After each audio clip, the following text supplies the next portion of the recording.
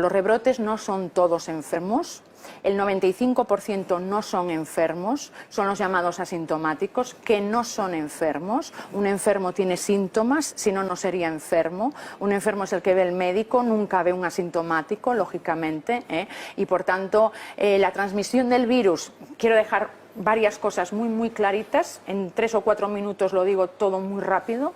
La transmisión del virus no es ni al hablar, ni en conversación, ni por objetos, ni por aire acondicionado, ni por agua.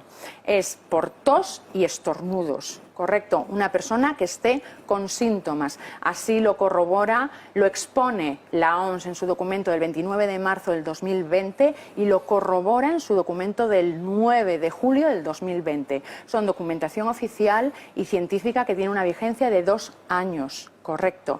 El 9 de julio del 2020 la OMS volvió a ratificar los modos de transmisión del virus porque hubo 260 más o menos científicos que le pidieron a la OMS que por favor rectificara sus afirmaciones en relación a la transmisión del virus, que decían que no, que se transmitía al hablar, que se transmitía por el aire.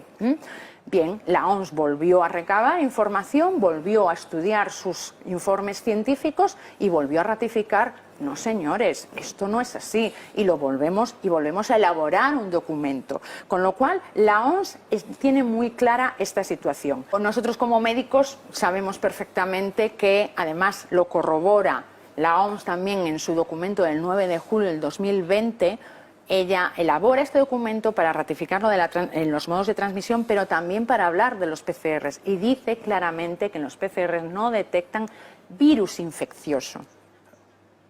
Carga viral infecciosa, correcto. Esto es importantísimo. Claro, es que me pareció la clave de lo que se dijo ayer. Es que es la clave, claro que sí. ¿Qué detecta? ¿Qué? ¿Y qué detecta? Proteínas. Detecta vamos a ver, los virus son ARN o ADN, material genético, correcto. El PCR lo que detecta es una parte del material genético, porque si determinara todo el genoma tardaría muchos días. ¿Vale? Como tienen que ser en unas horas, normalmente 3 horas, detecta una parte. En esa parte se amplifica, pero esa parte puede no ser completamente del SARS-CoV-2 porque el SARS-CoV-1 comparte el 80% del genoma del SARS-CoV-2, por tanto puede ser el SARS-CoV-1. No estamos determinando el SARS-CoV-2. Y también pueden ser otros coronavirus, como así lo explicó también en enero la documentación oficial de la OMS, en donde se había detectado también presencia de otros coronavirus. Incluso podría haber en las personas vacunadas con la gripe, podría haber restos virales y podría también dar PCRs positivos. Por tanto, es importantísimo saber que los rebrotes no son todos enfermos. El 95% de los rebrotes de Italia son asintomáticos, no son enfermos. Es importantísimo que esto quede claro, son PCRs positivos que nos puede pasar a casi todo el mundo. Es importantísimo saber que estas personas están siendo recluidas en sus casas, que están dando PCRs positivos cada 15 días. Hay muchas personas que llevan recluidas en sus casas 2 meses sin estar enfermos. Y ese PCR no se puede garantizar que dé negativo. Porque si esa persona tiene esos restos virales que son inactivos a nivel corporal, porque nosotros además convivimos con los virus, es un ecosistema en el que todos estamos viviendo, ¿no? Otra cosa es que mi inmunidad y mi sistema defensivo pueda realmente superar ese ataque, esa desestabilización orgánica que provoca ese virus o no. Por tanto, esto es importantísimo y es clave. Creo que lo más importante en este momento es el miedo, que la gente no tenga miedo, por favor, no se contagia ni lo de los guantes, ya no es necesario los guantes, están provocando muchísimos problemas de dermatitis, de contacto, de problemas de alergias cutáneas. Las personas siguen poniéndose los guantes. Es gravísimo lo que pasa en las empresas, están obligando constantemente a poner los guantes personas con llagas en las manos y que que se sigue obligando a poner los guantes, personas con mascarilla y que se sigue obligando a poner mascarilla, es que todas las medidas sociales, de distancia social, de mascarillas, está basado en eso, en los asintomáticos, el miedo a contagiarse.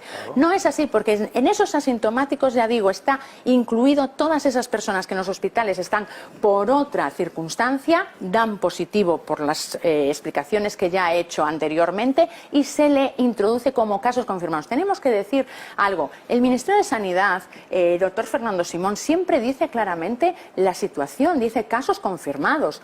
Pocas veces dice infectados. De hecho, a nivel documentacional, de forma oficial, siempre se dice casos confirmados. El problema es que no se dice de qué, y subliminalmente parece que son confirmados de enfermedad. No son confirmados de enfermedad, son confirmados de positividad en PCR, en donde hay muchísimos falsos positivos y en donde no son enfermos. Por tanto, ese juego de palabras o esa utilización del lenguaje es importantísimo dejar claro que es peligroso, porque dan informaciones que realmente no son reales. Correcto. Entonces, eso es así. La utilización de mascarillas está también basado en esa posible contagiosidad de asintomáticos. Claro. Decir que las mascarillas solo la OMS considera la obligatoriedad en base al documento del 6 de abril del 2020 que se ratificó el 5 de junio del 2020, solo es la obligatoriedad a médicos, cuidadores y pacientes. Pacientes porque pueden contagiar con el tos y el estornudo. Médicos porque están constantemente en ese contexto de alta contagiosidad, en donde dice alta contagiosidad o concentraciones masivas de personas, pues sí, ahí la mascarilla es necesario. Pero si no, no.